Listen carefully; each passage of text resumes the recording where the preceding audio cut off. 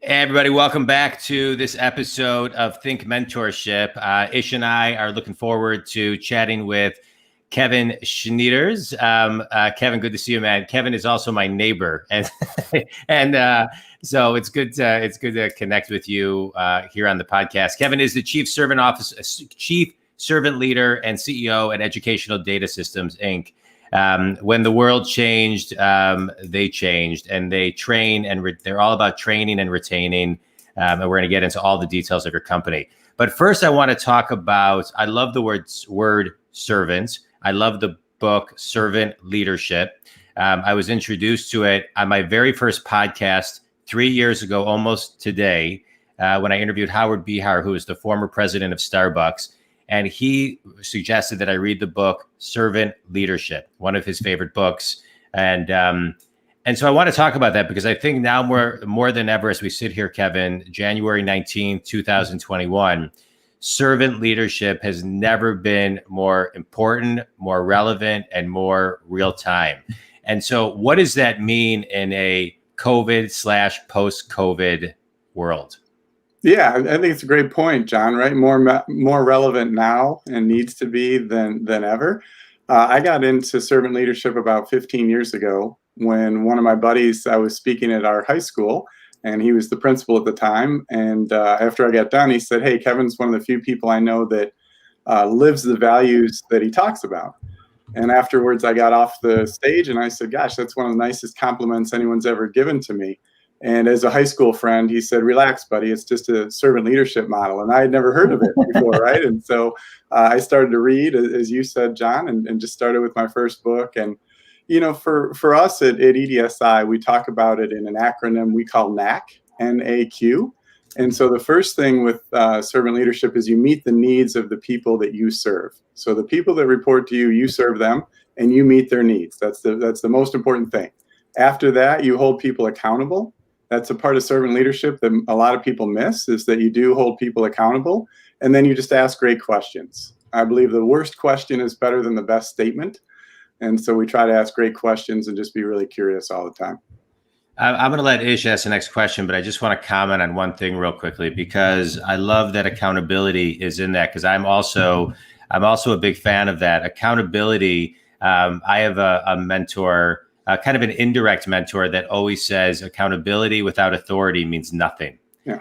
And no matter, even as we work in kind of this remote world, which I don't think is going away, and it's going to be a hybrid, I think, moving forward, we can be friends with people. We can connect emotionally with people. We can be there for them in the good times and the bad, but we still have to hold them accountable. And that is such a critical element. And people want to be held accountable. They need the structure, the framework, and everything else. So I just wanted to comment. I love the knack. Kevin, my question to you, and I'm a little bit aware of EDSI with our experience together, but tell me a little bit more about the framework of show up, smile, and support, and how that's been ever growing picture since you took over in 2007 as a CEO. Yeah, it was I just want to say this to me for answers the question. I've never seen Kevin, whether it's walking the dog, whether it's at our kids play tennis together. I mean, he's always smiling. The guy is always smiling. I saw him the other day walking across the street. All he does is smile. So I just needed to point that out. Yeah, very fortunate, right? It's sincere. Nothing if not sincere. So almost always in a good mood and always smiling. But I think that's something that we need to bring to other people's lives. Pre-pandemic, post-pandemic, is that you can add and be generative to others, or you can take away and subtract. And I've always just tried to be a person that adds. But paying homage to your question, Ismail, I would say that, for me, it was the first thing I did. And a lot of people, when they take over as leaders, I'm sure that they're focused on mission, purpose, values. For me, I wanted to build, a culture that I love people and I love connecting with people. So that was really my main focus. How do you build this culture? And I started with value statements. I had a mentor that was very instrumental in my thinking, and we started with the values. And he came in the first day to facilitate, and we invited about 12 leaders. When I started with EDSI, we had 15 people in one room. And now we have over 900 employees across 60 different locations. So it's changed quite a bit in my time, and we've had to adapt the culture and thinking and processes in that time. But when my mentor came in to facilitate, it didn't really go very well on the first day. And so they kind of kicked him out. Our 12 leaders kicked him out after the first day. And now I'm facilitating, which I was not qualified to do. And so I just started talking to these people about what was important to them. These were the 12 best people that I could assemble with the company in that time. And coming in the third day, I remember thinking, I've wasted their time. I get nothing, right? I'm no closer to getting values for this company than I was 3 days ago. And I was driving down the Southfield Road that those of us in Metro Detroit would know. And it hit me right about 8 miles, somewhere between 8 Mile and 7 Miles. Show up, smile, and support popped into my head. And whether that's divine intervention or good fortune or however you describe that in your own life, for me, it just really came to me because those were the 3 words that describe the people that I had been sitting with for 3 days. These are people that show up for others. These are people that are positive and generate positive energy in other people's lives. And these are people that would rather support others than promote themselves. And so the alliteration might have been from my background as an English teacher, but the show up, smile, support, I often say if I did nothing else as a leader, it was enough for our company. I love that because it's so simple, it's complicated. You're right. And because in the implementation, in the rollout, to live that culture takes a lot of time, it takes a lot of energy, and it takes a lot of thoughts. I have a question for you. I want to move a little bit to EDSI is a national workforce development, talent solutions, and consulting company with a passion for helping great companies, communities train and retain great people. I want to focus on the retention. I think training is critical, but I think training leads to retention. And I think a lot of times companies talk about training and then they don't do the training because they view it as an expense when it's really an investment to retain their people. But they're not thinking about retention because a lot of times, this is kind of a long-winded question, but I think a lot of times companies are thinking, why do we want to train people who we know have a shelf life of maybe 3 to 4 years? And if we can only retain them for 3 or 4 years, let's not train them. And it's like this vicious circle that they get in. And retention to me is critical, and training to me is critical. So can you kind of talk about the importance of both and how they, kind of intertwine? Yeah, it's a great point too, an insight, John. I mean, it's like our buddy Will Shakespeare once wrote, right? Well, there is no good or bad; it's only what we think it to be. So if you go into this thinking that you're gonna have people for 3 years, then it's a self-fulfilling prophecy. You're gonna have people for 3 years. Our leadership team has all been with us for more than 20 years. I grew up with these people professionally and personally, and you look around the table and it's like 15 years, 24 years, 22 years.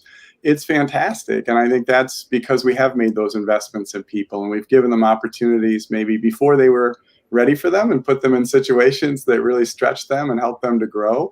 And they've returned that with great loyalty and dedication to EDSI. And it makes it, that's then the cycle that plays upon itself where you make those investments and people make those investments back in the company.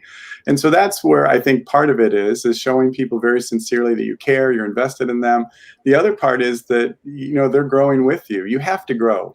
I think as a company, if you're not growing, you're not providing those opportunities for people. And every time we add a new office, for me, it just means we're adding opportunities for people to go there and train and help our people internally and people to get promoted. And so everything is connected to those people, their lives, and how they interact with the company.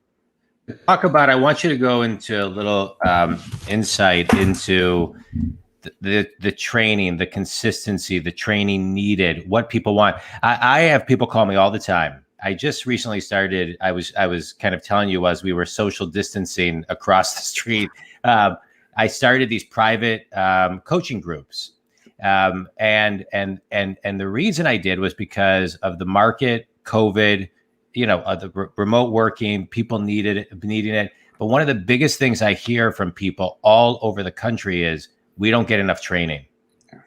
And then I have leaders call me all the time and say, my people want training and I don't know if I should give it to them. And they want, and I said, and I'll say to them, why don't you just go watch are you watching YouTube and listening to podcasts? Why should I pay to have you trained? If you're not listening to a podcast or reading a book. So kind of dive into that mindset for a leader to raise their awareness right now because it's the thinking is wrong. Yeah, I heard somebody say once, John, I wish I could remember who said it because I would certainly attribute it to that person, but they said, look, you can train people and they might leave. What if you don't train them and they stay? Yeah. Now you've got all these poorly trained people that are still at your company. So I think making that investment is incredibly important, but it does, we're all human beings and we're out of this age, especially now where you're looking at my home and I'm looking at your home and we're looking at Ismail's home. Right.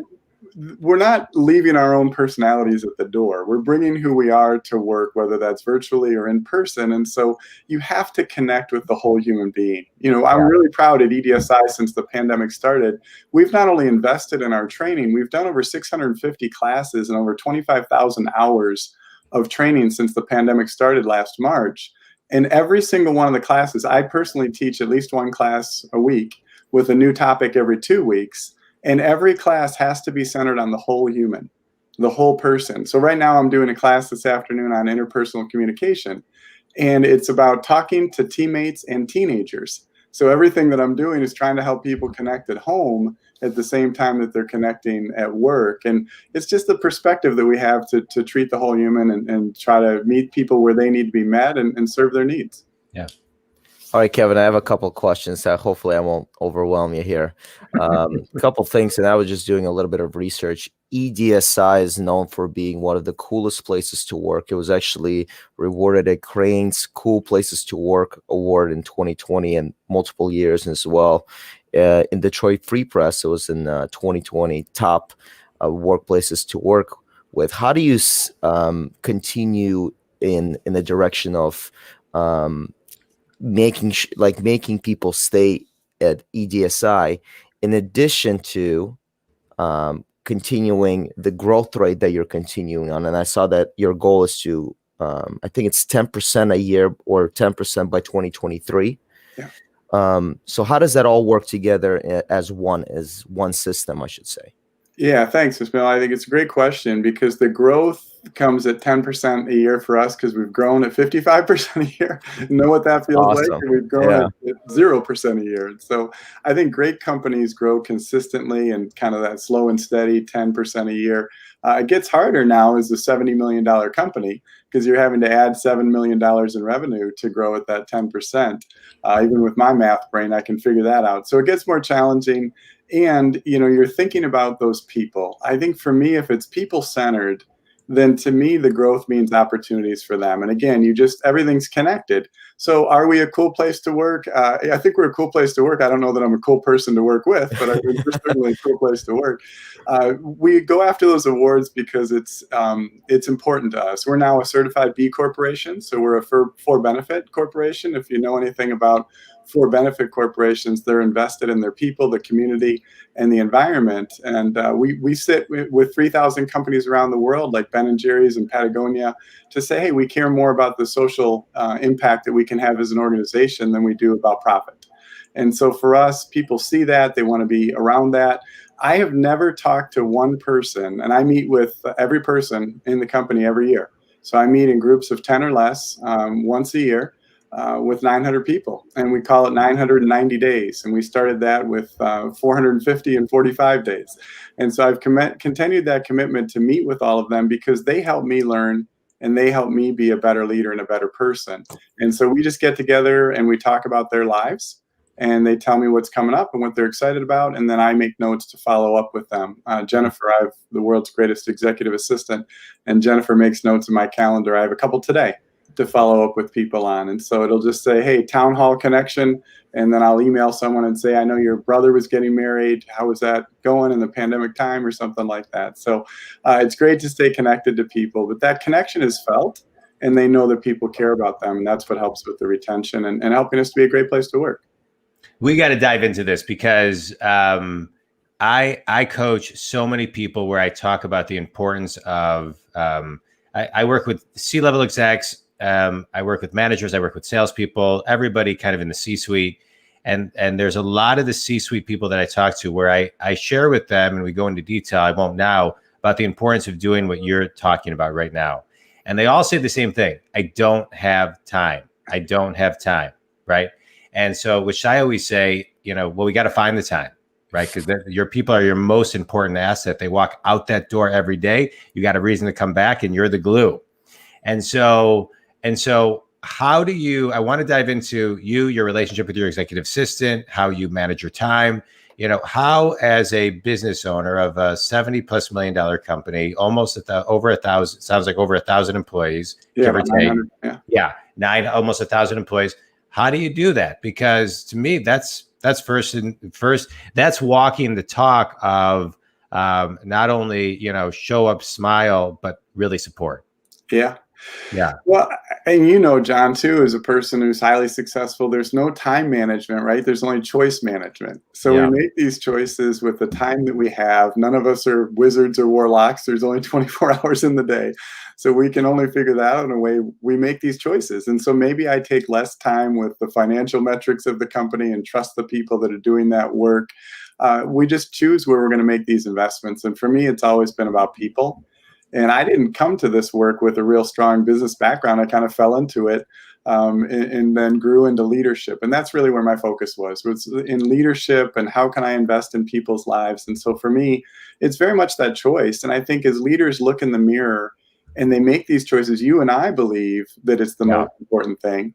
They have to believe that. And to me, truly, nothing is good or bad. It's only what the fit is for you. And for me, it's just been a perfect fit to focus on connection and human beings and being there for others. So I enjoy that work that I do.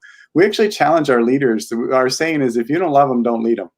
If you don't love them, don't lead them. And if you can't really connect with someone and with a companionate love, then don't lead them. Let somebody else do that, because it's unfair to that person to continue to lead them down a path where you're not going to mentor them. You're not going to invest in their growth. And if you're looking at your calendar, and I color my calendar red, yellow, green at the beginning of the week. So this is a green for me because I love talking about leadership and I like connecting with two people that I care about. And so when I look at this is green. And for other people, if you look at your direct report and you've got a review meeting or something and it's not green, then stop leading that person. Really connect that person with someone who loves them and can invest in them and care about them. Yeah. Amen. Love that. That's awesome. Kevin, my question to you is about your clients. What are the biggest mistakes or mishaps that you're noticing once you start to, let's say, go into a company and you're noticing their, downfalls in their business model or something like that?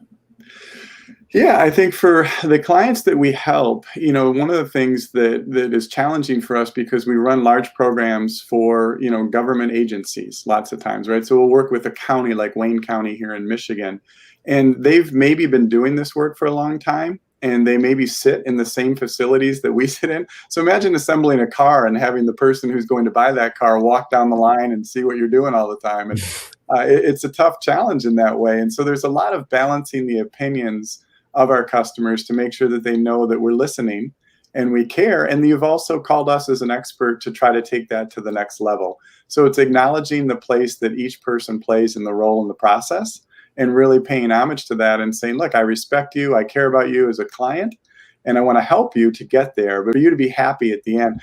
The old saying that the client is always right or the customer is always right, I always laugh about that, because if they were, they wouldn't need you, right? I think the customer is always happy. The customer always has a right to be happy because they're paying the bills. And so I want that customer to have a positive experience. I want them to say great things about EDSI. And I also want them to know that they're valued too. Their opinion matters. So a lot of our work with our clients is to help them get there in a way that John would as a great coach. You're asking questions. You're not giving statements. You're not telling people what to do as much as you're helping them to find that path themselves through great questioning and process work. And that's how I see our work with our clients, is really coaching them to a better outcome. Yeah. And I just want to layer one thing. You can only ask great questions if you're a great listener. I'm sorry. Right. You're right. All right. No, but it's true, because to really listen to somebody is really important. I want to talk about listening and bridge it to the something that you've been talking about as kind of a through line, which is mentorship, right? If you don't love them, you can't lead them, you can't mentor them. Mentorship seems to be a big piece of what you do, and through the thread of words like support and everything you're talking about as far as the growth. Mentorship is huge and really the foundation of this series that Ish and I are doing. And so when it comes to mentorship, talk about some of the key things that will raise someone's awareness today who either needs to become a better mentor or needs a mentor. Yeah, just being open to it too, right, John? Yeah. Like being open to those opportunities that you see. It's really awkward to go to someone who's younger than you are and say, "Hey, could I mentor you?" Right? It usually doesn't start like that. I Right. remember when Ismail and I first met, it was probably the second time he was giving a lesson to our oldest daughter, Lauren. And you could tell immediately, I could tell that this is a talented person, this is an intelligent person, this is a dedicated person, this is a mature person at probably 23 or whatever he was when I met him. And, he pointed out pretty quickly that I was exactly twice his age, which I didn't appreciate, but that's fine. He also asked great questions. He was asking me, what could I do in my efforts? And so when you see that interest and you see that someone is going to do that, you sort of give them that first test. Yeah. You say, okay, here's a book you could read. And then he read the first book and you're like, here's another book. And he read the next book. And you could tell how dedicated he was. But what I liked that Ismail was asking is he kept asking for advice. And I kept pushing him outside and saying, Ismail, I don't just dole out advice. I have no idea where you are. I'd have to talk to you and really understand what you're getting at. And he kept asking and asking. I said, okay, here's a piece of advice. Pick 3 words. Right? I am kind, I am thoughtful, and I am generous. Those are my 3 words. And so I get up every day hoping to be kind, thoughtful, and generous. And if you have 3 words that you anchor on, then you know that you can be centered in your life and what's most important to you. And then I left him with that. And I'll be darned if he didn't text me a couple days later and say, hey, here are my 3 words. And so once you see that from someone, it's generative, and you want to keep investing in that person because you can see how he's investing in himself and his own growth and his learning, and he appreciates it. And Ismail knows that I love him, and he knows I know how he feels about me. And so that relationship can be formed based upon the investments that you make, which is really fun. I love it. Well, it took me. Thank you for those kind of words. I appreciate it, Kevin. Hey, it's well earned. I mean, it's been a pleasure knowing you, and the things that you've taught me over the years has been a blessing. My question for you now is, again, the growth. Now you talk about 2023, but I want to know your internal growth. What is driving you personally with your values as a CEO and a father to beautiful girls? Yeah, thanks, Ismail. And that's the priority, right? I know John feels the same way, and hopefully you will too someday if you choose to have children and your family. And that's the first priority. And for me, it's always been 1 and 1A. I care deeply about the work that I do. It is not who I am. So first, I am a husband and I'm a father. And when I invest in those things, that has to come first. And so when people ask, hey, will you do this for a board, or will you sit on this for a charity? I usually ask them when they meet. And that's been a hard thing with the pandemic because most people have shifted meetings to the evening. And so I've become a zombie where I'm on this video screen for 12 hours a day, right? And so you have to balance those things and really look in the mirror and say, am I still making the right commitments? But I always knew that if I failed at business, I could hire another CEO for the company that I owned. If I failed at life, I didn't want to go out and have to find a new family. And so the investment for me was, always first and foremost, how am I doing at home? And I check in with my wife on the 26th of every month. We got engaged on April 26th in 2002. That was the day we got engaged. And so on the 26th of every month, I just take time out to celebrate her and to ask her questions about how I'm serving her as a husband and a father, and am I still the same person? So when I bought the company in 2007, I said, look, I don't have a clue if I'm going to be a good CEO. I was pretty good at being a COO. I didn't have a clue if I was going to be any good at this. And I said, just be my compass, right? Be my true north. Tell me if I'm still doing the right things as a husband and a father, because if I'm not, I'll quit, I'll sell it, I'll get somebody else to run this company. And there's not a laissez-faire attitude about it. It's an attitude that says I have to keep my priorities in order at 1 and 1A. And if I do, I'll be okay. And that's always been the focus for me. So when I grow, I'm trying to grow in a kind of a body, mind, spirit-centered way, and always challenging myself to find something new. And then you're doing the work that you do as part of that work that you're making as an investment in the person that you are. And so to me, it's always been a step first. I remember taking a ballroom dancing class in college, and you lead with your left and then you follow with your right. So I'm just leading with my left, which is the investment that I'm trying to make as a human in my own personal growth. And then I'm following with the right, which is the work that I do for, charitable work or work that I'm doing in my profession. I love it.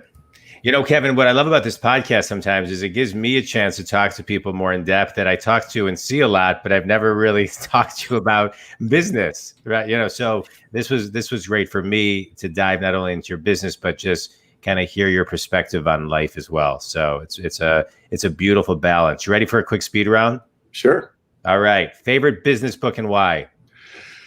Oh boy, you know what? I'll just go to the most recent one that I read, which is The Motive by Patrick Lencioni, because he says the servant leadership should be the only type of leadership, right? So Yeah. very affirmational. Yeah, I love his books.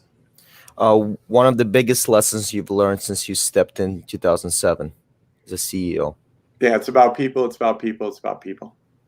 The best piece of wisdom your mentor ever gave you? Just be you. Yeah, just be you. Yeah, it's good. Biggest advice to a millennial? Yeah, I think pick 3 words, right, Ismail? You're good evidence of that. Pick 3 words and center on that. That's good. Last question. Finish this sentence, Kevin. The number one thing somebody should do today to raise their awareness when it comes to training and retaining their people is? Be open. Yeah, be open and think from a place of kindness and curiosity. Yeah, I love it. Tell people a little bit about your company and ideal client and how they can connect with you. Yeah, if you can't describe, somebody told me once, if you can't describe your business that'll hold the attention span of a 14-year-old, then you're describing it incorrectly, right? So we help people that need help getting a job to get a job, and we help those companies to help keep those people. So that's really what we're doing. You can just Google EDSI from anywhere in the world, and you'll get in touch with us, and you can contact me directly, but there's people who are a lot smarter that you can connect with too on that. So just check out the website and see what we're all about and connect with us.